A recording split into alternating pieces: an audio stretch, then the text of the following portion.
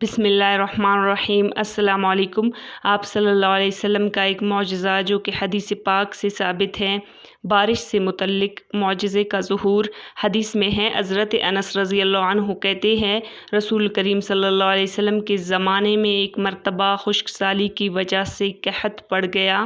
انہی دنوں میں نبی کریم صلی اللہ علیہ وسلم جمعہ کے دن خطبہ ارشاد فرما رہے تھے کہ ایک دیہاتی نے کھڑے ہو کر عرض کیا کہ یا رسول اللہ، ہمارے مال و اسباب، مویشی اور باغات پانی نہ ملنے کی وجہ سے برباد ہو گئے ہیں اور اہل و عیال بھوکے ہیں۔ آپ صلی اللہ علیہ وسلم اللہ تعالیٰ سے ہمارے لیے دعا فرمائیں کہ بارش ہو جائے۔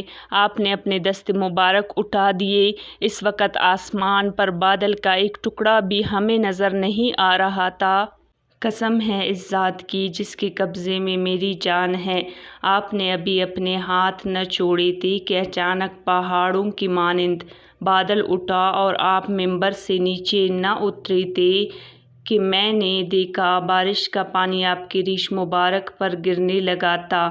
پھر اس دن پانی برستا رہا، دوسرے روز اور تیسرے روز بھی پانی برستا رہا، یہاں تک کہ دوسرے جمعہ تک اس بارش کا سلسلہ جاری رہا۔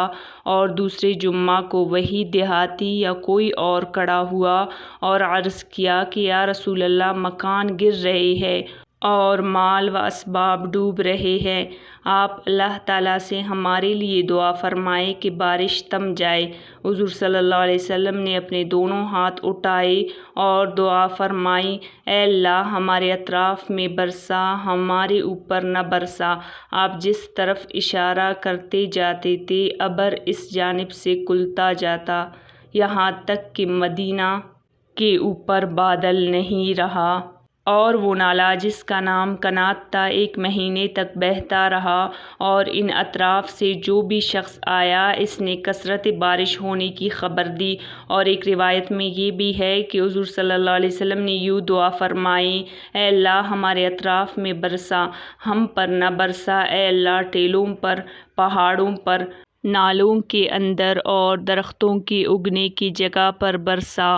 حضرت انس رضی اللہ عنہ کا بیان ہے کہ ابر بالکل کھل گیا اور ہم اس حال میں باہر نکلے کہ دھوپ میں چل رہے تھے۔